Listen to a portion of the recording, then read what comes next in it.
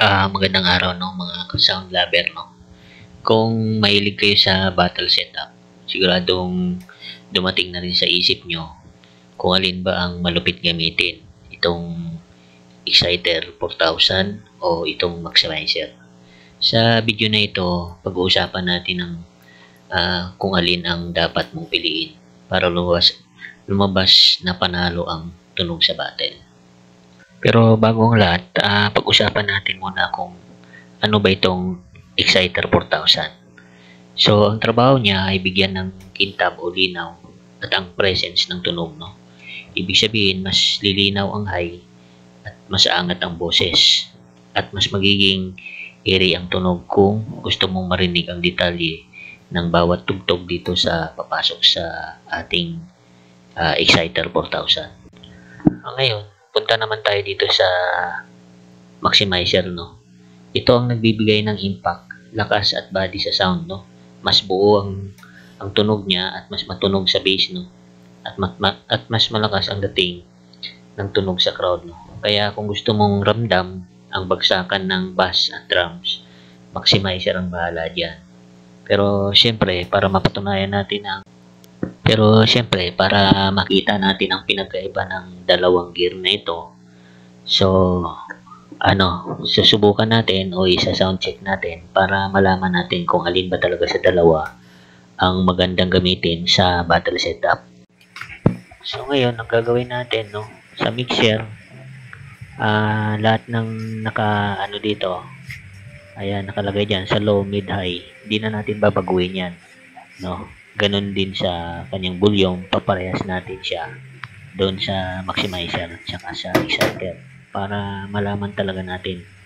So, ang kanyang base dito sa Exciter ay naka 3 o'clock, no? So, yan na yan, ipapower on natin. So, ganun ditong mixer, no? At yung Kevlar crossover natin, parehas lang din yan. Nasa 140, tsaka 1.4K, no? Sa low mid. Tapos dito sa mid high, so yan, naka 12 o'clock lang. Sa channel 2, kasi two-way channel yan, yung right channel natin ay nasa base yan, at yung left channel natin ay nasa mid high. Ngayon dito naman sa may equalizer, no? So ganyan lang yan, cut tayo sa unang tatlo, tapos puro na yan sa gitna, tapos sa bandang dulo cut tayo ulit. So yan, so ganyan, parehas sila, no? Yan, parehas natin yan sa EQ para malaman natin kung alin ba talaga sa dalawa ang magandang i-set up sa battle. So yan, lang natin itong Bluetooth, ganun din itong amplifier natin, no? So isang amplifier lang ang gamit natin.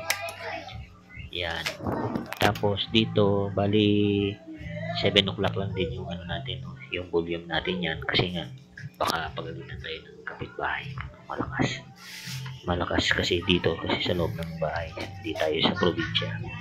So itong volume niya, dadalhin natin yan sa 0 na, no? Angat natin hanggang 0. So yan, no? Ka-sounds, no? Yan, ang una nating isa-sound check ay itong Exciter 4000, no? So yan, tandaan nyo lang yung setup natin, basta wala tayong babaguhin dyan para malaman natin, no? So ito na, patutugtugin natin ang Exciter, no? So ang unang ipapatugtog natin sa drum dragging tayo, no? So yan, i-connect lang natin itong Bluetooth. So yan, so pakinggan yung maigi mga ka-sounds, no, para maramdaman nyo kung alin ba talaga sa dalawa ang ganda. So yan na.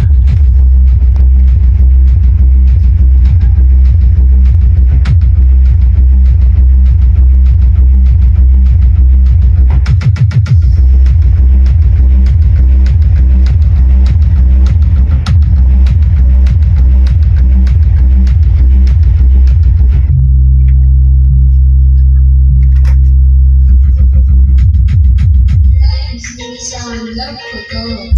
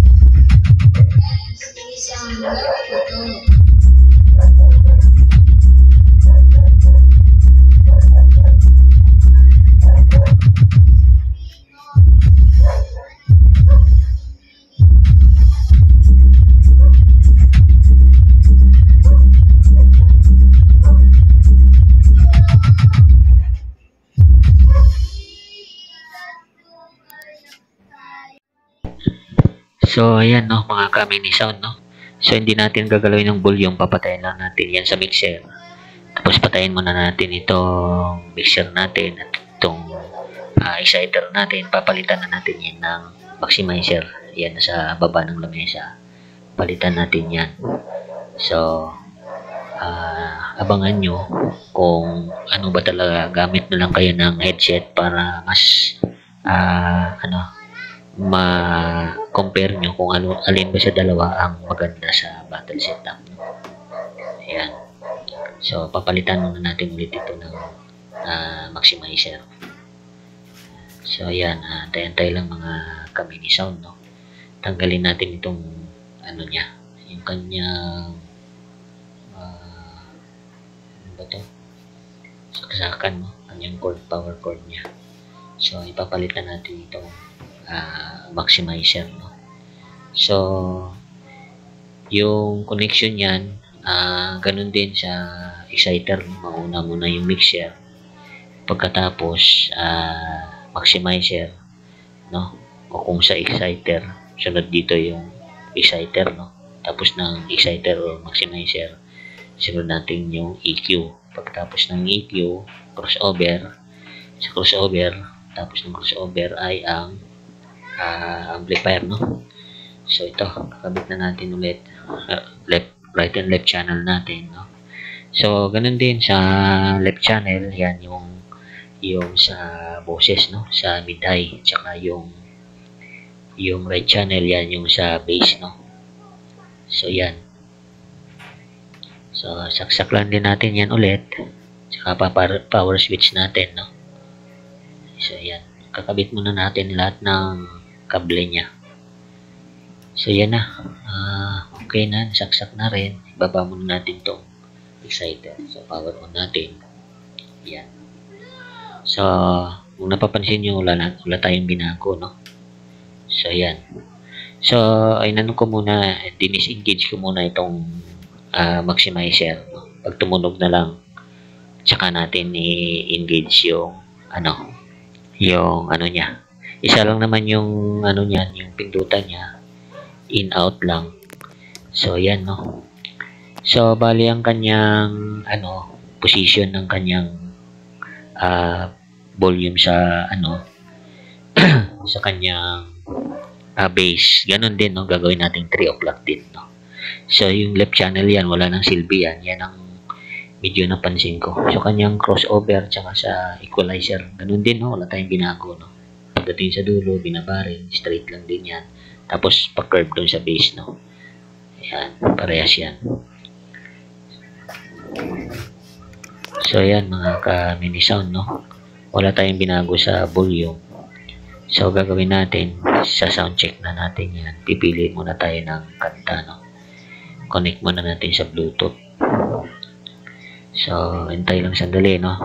Gamit lang kayo ng headset, no? Para maano nyo. So yan na, naka-power on na. Tapos yung amplifier, in-on ko lang yung volume, hindi ko binago, no? Tapos yung maximizer, gawin natin 3 o'clock position din. Parehas din siya sa exciter. So yan na mga ka-mini sound, no? 3 o'clock din yan. So isa lang naman babaguhin mo dyan kasi itong sa kaliwa niyan, parang wala namang silbi yan. Hindi kagaya nitong exciter, no? So, kayo nang bahala makinig. Yan. Para malaman nyo kung alin ang maganda sa battle, no? So, ito na. Patugtugin natin. Parehas din ng, drum dragging lang din.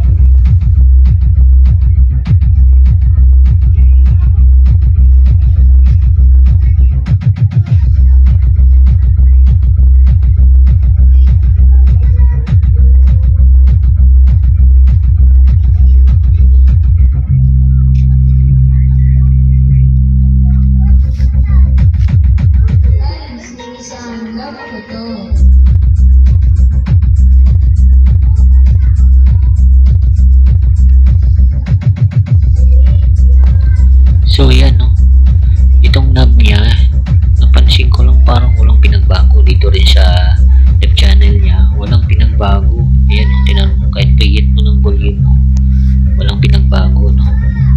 So yan ang pinagkaiba niya sa exciter, no.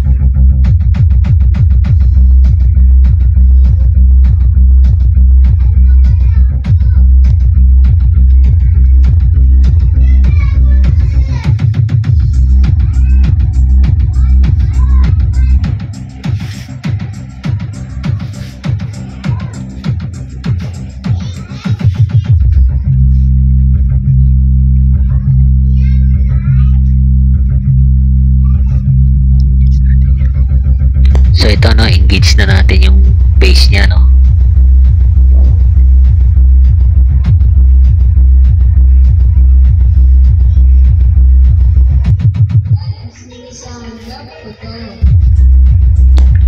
So yan, bali lang sa base sa obserbasyon ko, parang kulang siya sa boses, no? Pero sa bass niya, buong buo siya, no?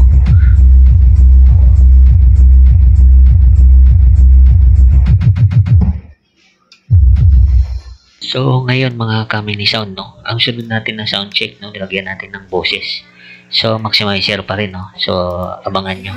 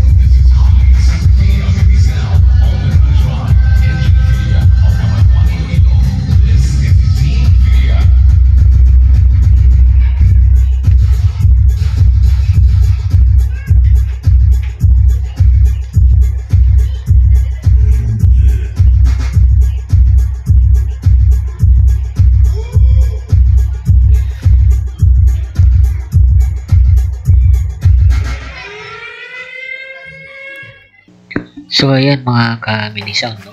Na-testing natin yung maximizer na mayroong boses, no? So ang obserbasyon ko ay ano, no? Ay buo yung bass niya pero parang kulang siya sa high tsaka sa mid, no?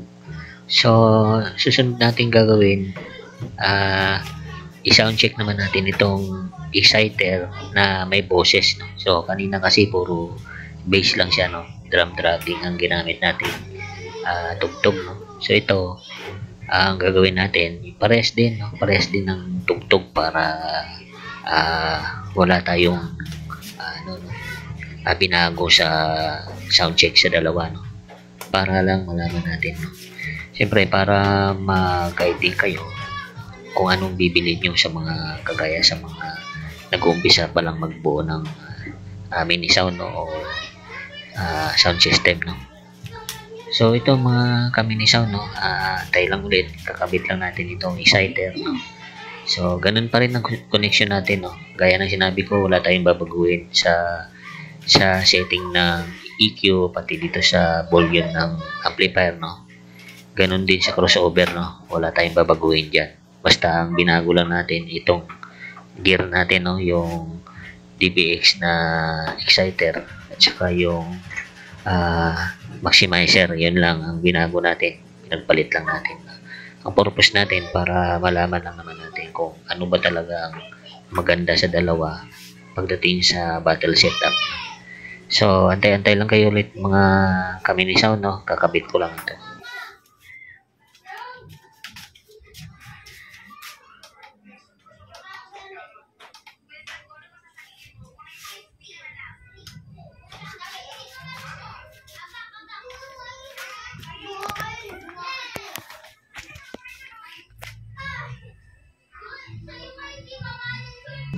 So ayan, no, parehas pa rin, no. Pakita ko lang ulit na ano, para sigurado kayo na walang daya, no? Basta kung anong setup doon sa maximizer, ganun din, no? Wala tayong binago.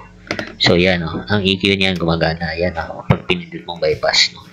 So ganun na, no, i-ano natin, sa sound check na natin na may boses na siya, no, pero ngayon exciter naman.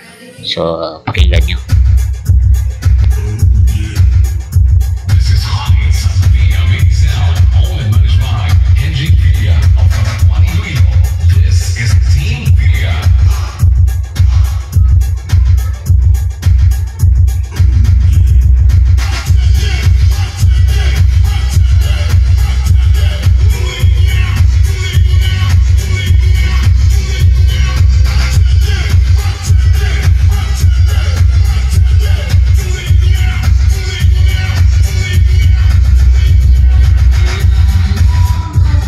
So ito, no, yung exciter, ang pinakaiba niya, mayroon siyang no, may bass din siya, no. Kagaya rin siya ng maximizer, may bass din siya. Kaya lang medyo kulang siya sa bass, pero ito naman maganda naman ang mid high naman yan. Ito, sa boses tsaka sa high, maganda ang dating. So pindutin lang natin yung no, kung may pinagbago, wala naman. So ito, ayun mga ka-mini sound, no, yung bass nito na parang sa maximizer, pag ito pinindot mo yung isa, parang kaboses din siya, parang buo din siya pagdating sa maximizer. So yan, tinan nyo, no, mga ka-mini sound, kung ang tunog ng maximizer kaya rin palang habulin dito sa exciter, no. Kagandahan pa sa exciter, meron kang control sa mid high, no. Sa maximizer kasi bass lang, no.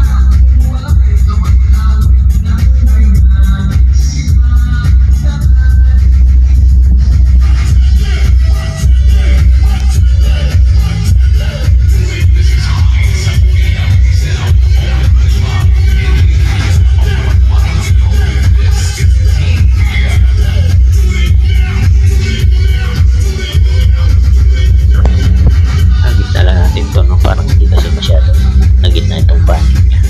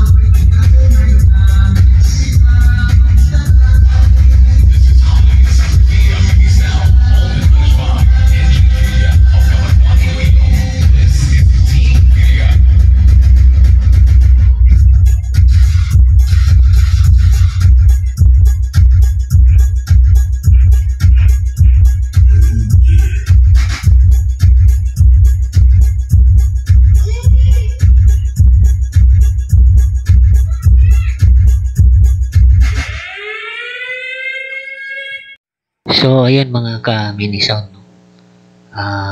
Para sa akin lang, no, wala naman tayong inano dito, wala naman tayong ni-endorso, no? Kung ano lang, no, yung narinig ko. So, ang sa akin lang, no, ang maganda sa kung igagamitin sa battle, kung alin sa dalawa, para sa akin, mas maganda itong exciter, no, mga ka-mini sound, no? Pero, ang napansin ko lang din sa maximizer, buo siya sa base niya, no? Pero pagdating sa mid-high, medyo parang ngungo na, parang kulang siya sa ano, no, kulang siya sa kumbaga sa kape, kulang sa tamis, no, kulang sa asukal, no. Pero dito naman sa exciter naman, kompleto siya, no, may base siya, may mid-high. At ang kinaganda nito, yung sinabi ko kanina na ito sa gilid, no, sa kanan niya, sa bypass niya, pag in-engage nyo, parang ganun din ang tunog niya sa maximizer. So, kung akong tatanungin, no, mas maganda itong exciter pagdating sa battle setup, no. Kaya siguro nasabi ng isang ano doon sa YouTube channel na TimoX, kung alam nyo, na medyo wala nga raw silbi ano to, no, yung maximizer, no, pagdating sa ano, no, sa processor. Kasi kaya ako naman na ano to, dahil nga pagdating sa battle setup, halos lahat ng may mga mini sound, gamit talaga itong maximizer. So ngayon, may guide na kayo. Kung ako lang tatanungin, mas maganda sa battle itong exciter kasi kumpleto siya, no? Yung maximizer naman, base lang siya, buo. Pero pagdating sa mga exciter, pwede mo rin i-engage sa bulin yung tunog ng maximizer. So hanggang sa muli mga ka-mini sound, no?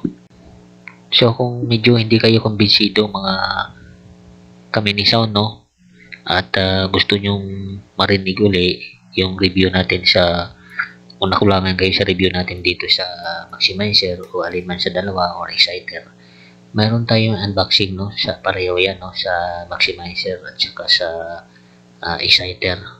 So hanggang sa muli mga ka-mini sound, no, kung nagustuhan nyo ang ating content ngayon, baka pwede palambing naman, no, pa-share, like, and subscribe, no, para naman ganahan tayo ulit na mag-upload ng ganitong content o guide, no, para hindi rin masayang yung pera nyo. Maraming salamat mga ka-mini sound.